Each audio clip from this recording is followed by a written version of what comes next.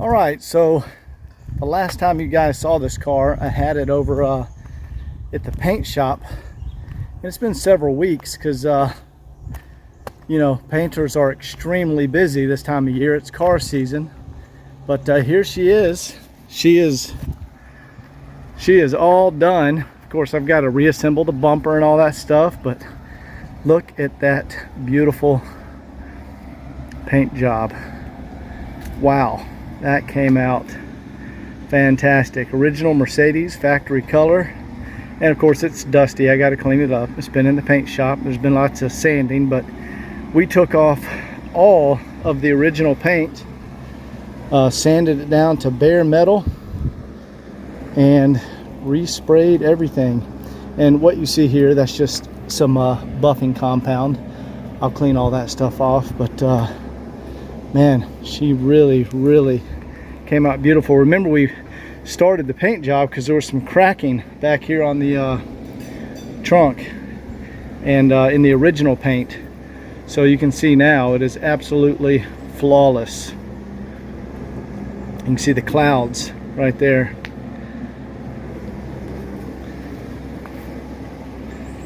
Beautiful. And I got to reattach all the trim and go through the car wash. See, that's the buffing compound and dust from the paint shop. Put all the door handles back on. Grills, windshield wipers, the drainage grills up here, but came out absolutely fantastic. Even the little strips right here in the front below the lights. I mean, we did this right. We did this right. The only right way to paint a car is to actually disassemble everything, paint it, and then reassemble everything, because it's impossible to tape them off and make it look right otherwise. And this really came out beautiful. Let's see if Chris, our paint guy, wants to be on camera. See, he's got a Camaro he's working on over there. He hates being on video. Man, that car looks beautiful. What are you working on here? My skid steer. I've sheared some studs. Chris does all of our cars. Chris, how long you been painting? 30 years? 15. How old are you now? 57. Since he was 15, and he's now 57. So he does every car. He really knows what he's doing. And I can fake it better than most people can do it. He can fake it better than most people can do it. And let's go in here and see what Chris is working on.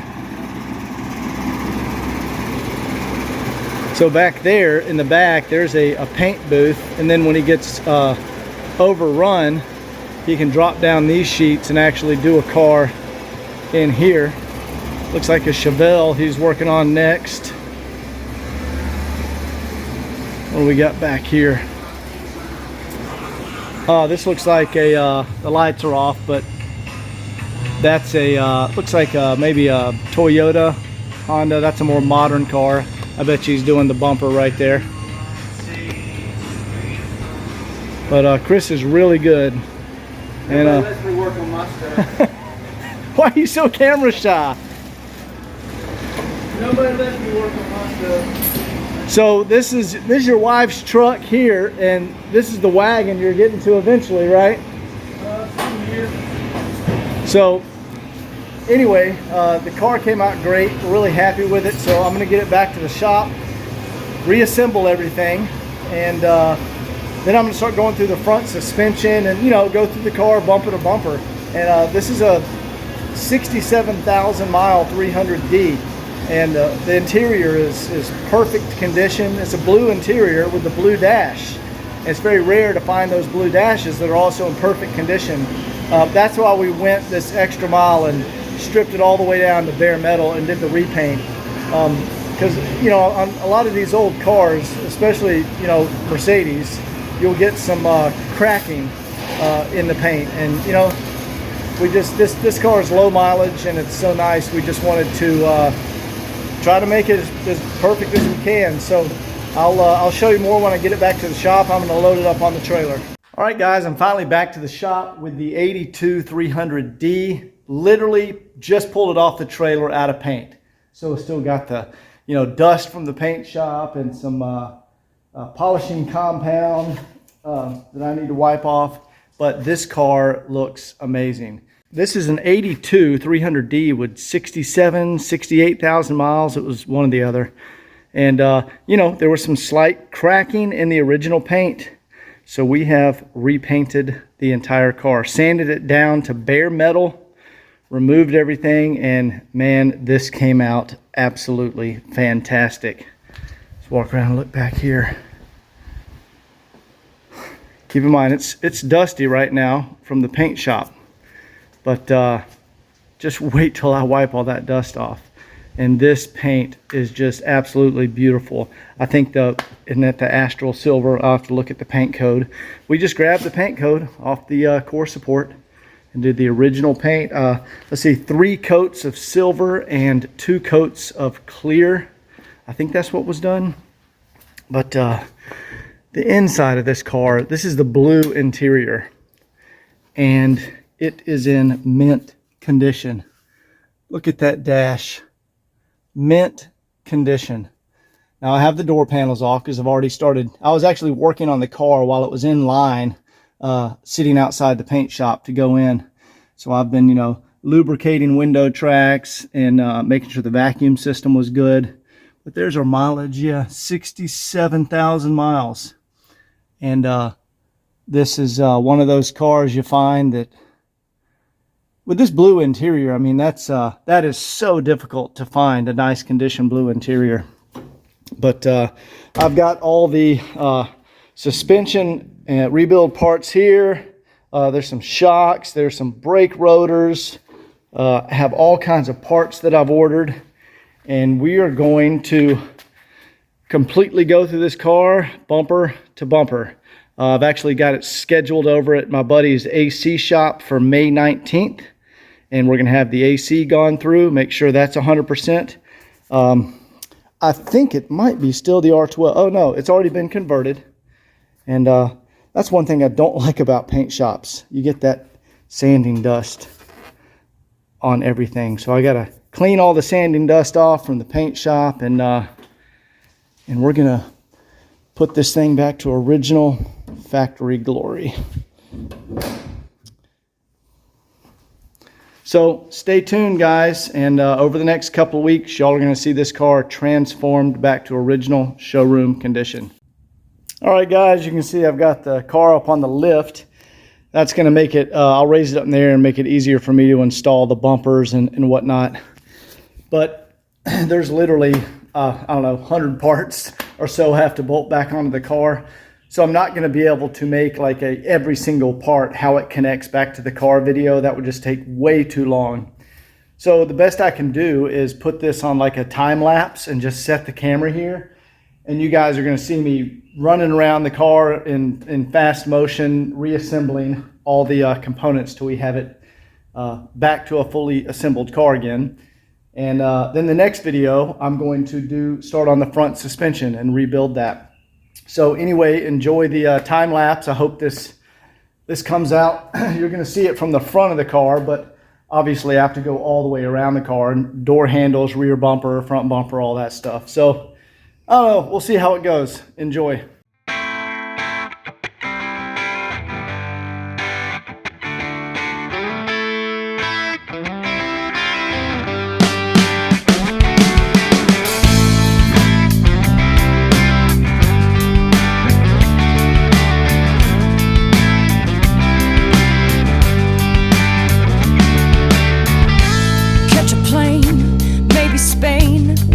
Knows your name well. A dimming star is burning out.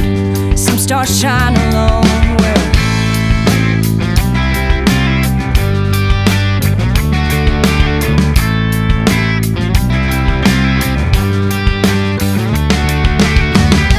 maybe Paris, maybe Rome. Don't wanna stay now. Here I am, here I stand on my own again.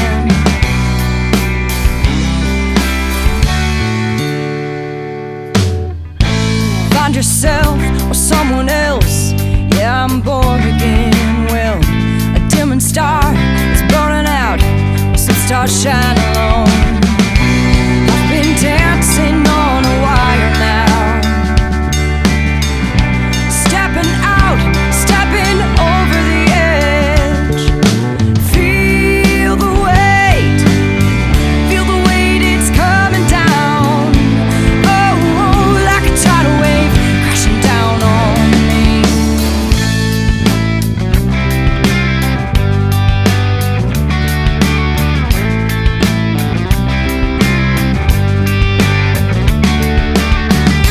There I go, I don't know, I'm all alone again. Well, the dimming star is burning out, some stars shine alone.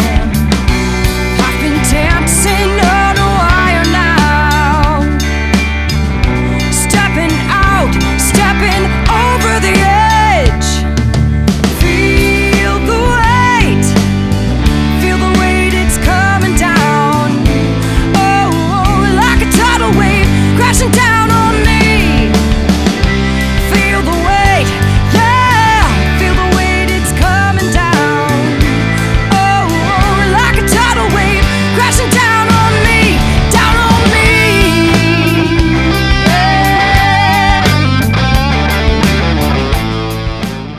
Okay, we have a little intermission here. This antenna works great, but the mast, I think it has a little corrosion in it.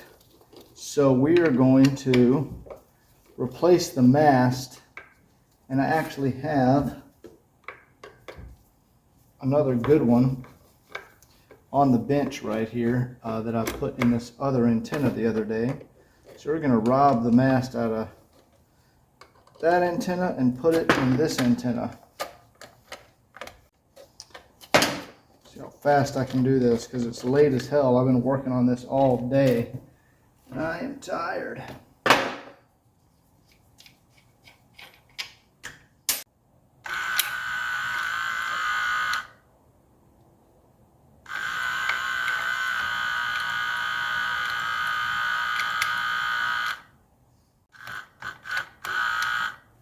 Yeah, it's just a little bound in there.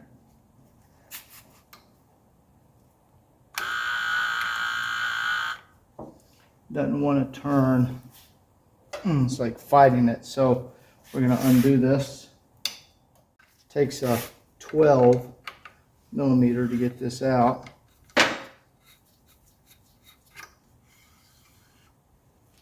All right, let's see if we can run this guy out.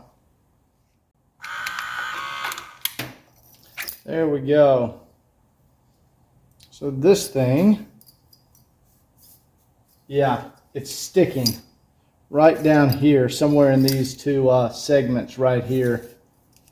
There's a lot of resistance, so we're not going to be able to use that one. All right, so let's get a new mast in here. That's our good antenna. This other antenna is good too. This is just for a, I think this is for a coupe, because you can see the length. These lengths are different. This could be for a wagon, I don't know. It's a coupe or wagon, but it's not a sedan. Yeah, I think that's actually a 13 millimeter. Let me go get that.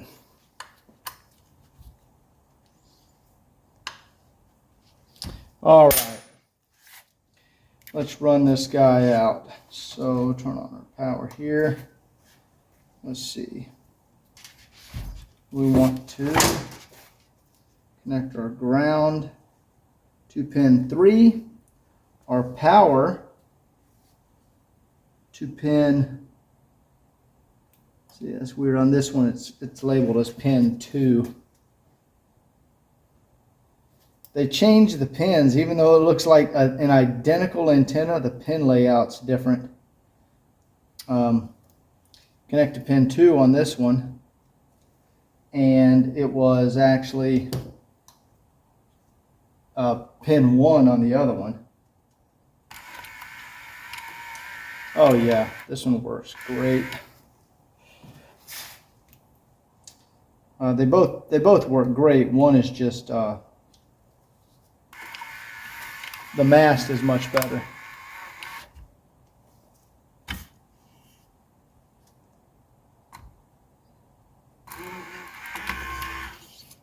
Okay, there we go.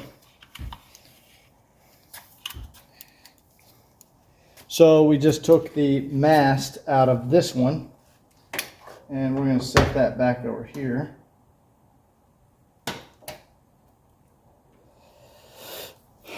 And guys, don't do this on the car. Don't change your mast on the car. That's not how it works. It just doesn't work right when you try to do that. It's a freaking nightmare. Take your antenna out, change it on the bench. All right, let's see if I can get this guy.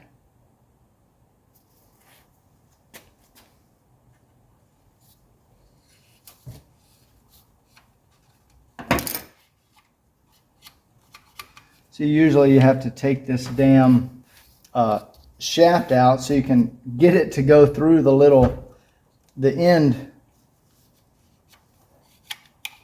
right there. You can never get it to line up. It's impossible. Oh my God, I got it. Look at that. All right. Let me see if I can get that to feed in here now.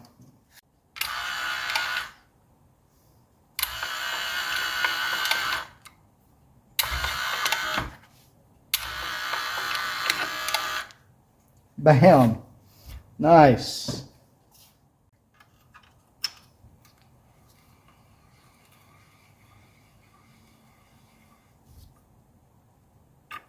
And let's just test how this new mast works.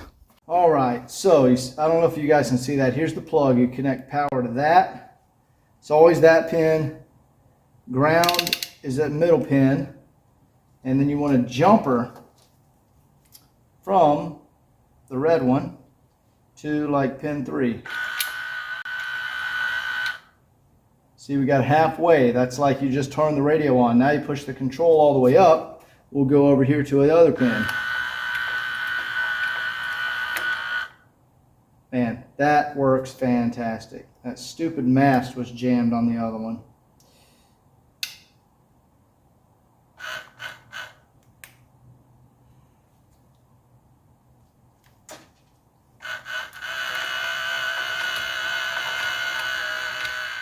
And let's get this button back up and back into our car. And guys, all I'm doing here is just tighten everything back down. That's what I like about these early model Hirschmanns. The later model Hirschmanns, I don't know, like 85 or so, they have these stupid plastic covers with these little clips you got to press out. And it is a pain in the butt. I think this might be out of an 85 or not sure. But the early Hirschmanns on the early cars, they're built way nicer. There's 4 screws that just hold a cover on. And it's a nice aluminum body. See? So these example of like, I think 84, 85, Mercedes started cost cutting and you get this shit. People love the 85 model. But I'm telling you, little stuff like that, there's cheaper stuff on the 85 models. People love it for the rear gear, but on these earlier model, 80, 81, 82, 83, it's nicer materials, nicer parts. The antenna is just one example. Easier to rebuild, better constructed, easier to service. But obviously that costs more money to make. Let's go put this back on the car. All right. We don't have the chrome, retaining piece on here yet, but I'm just going to test the antenna.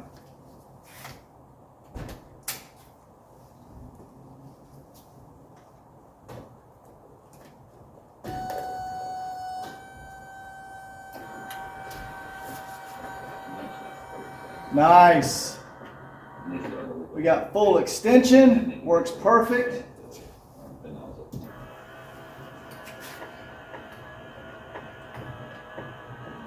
Beautiful. We got retraction. Now I turned off the switch and we should get halfway. I turned off the full extension switch. And now I press the full extension switch, and now I'm going to manually lower it.